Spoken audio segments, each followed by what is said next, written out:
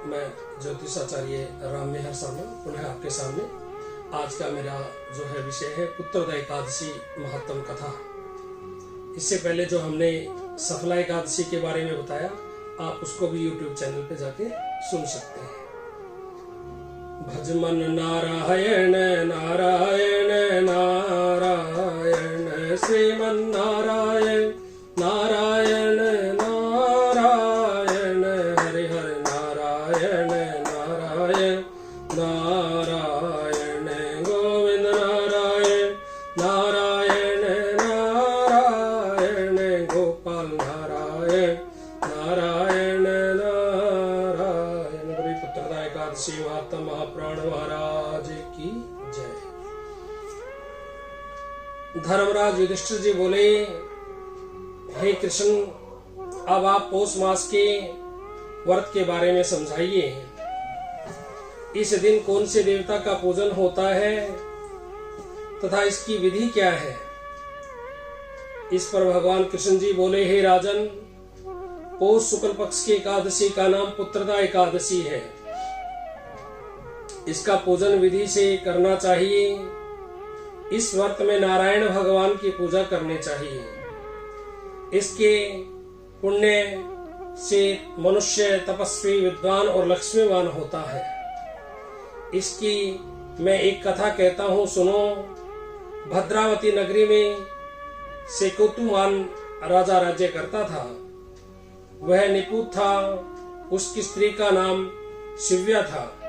वह सदैव निपुति होने के कारण चिंतित रहती थी। इस पुत्रहीन राजा के पितर रोकर पिंड लेते थे और सोचा करते थे कि इसके बाद हमें कौन पिंड देगा। इधर राजा को भी राज्य वैभव से भी संतोष नहीं होता था। इसका एकमात्र कारण पुत्रहीन होना था। वह विचार करता था कि मेरे मरने पर मुझे कौन पिंड देगा। बिना पुत्र के पितरों और देवताओं के ऋण नहीं हो सकते।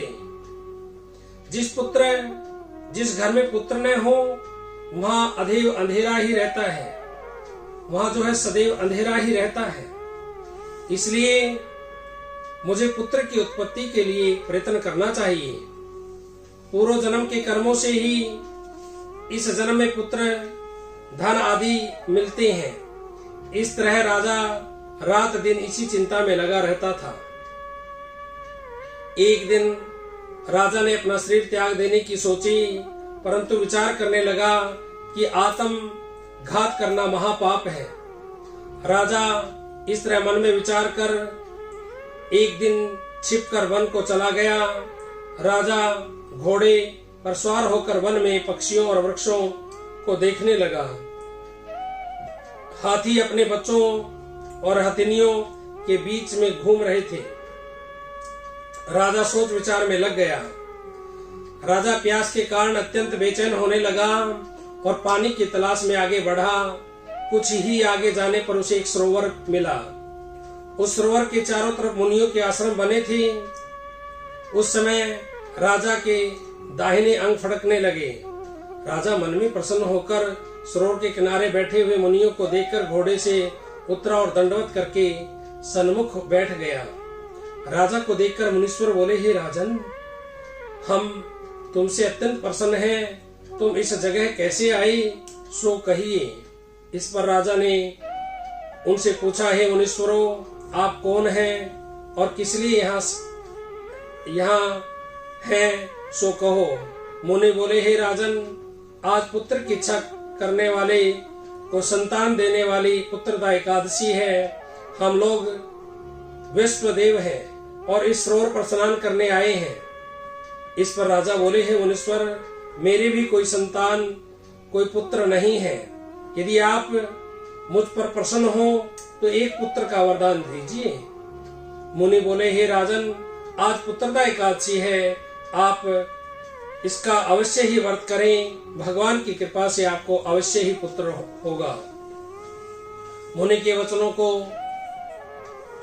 सुना और उनके बताए अनुसार राजा ने एकादशी का व्रत किया और द्वादशी को प्रायण किया। और मुनियों को प्रणाम करके अंत में अपने महल को वापिस आया। अंत में रानी ने गर्भ धारण किया और 9 मास के पश्चात उसके एक पुत्र रतन पैदा हुआ। वह राजकुमार अंत में अत्यंत वीर, धनवान, यशस्वी और प्रजापालक हुआ। श्री कृष्ण भगवान बोले, हे राजन, पुत्र प्राप्ति के लिए पुत्रदा एकादशी का व्रत करना चाहिए। जो मनुष्य इसका महात्म श्रवण व पठन करते हैं उनको स्वर्ग मिलता है। बोलिए पुत्रदा एकादशी महात्म महापुराण महाराज की जय। भज मन नारायण नारायण नारायण, प्रेमन नारायण नारायण नारायण, विष्णु नारायण नारायण नारायण, श्रीमन नारायण नारायण नारायण। बोले लक्ष्मी नारायण भगवान की जय।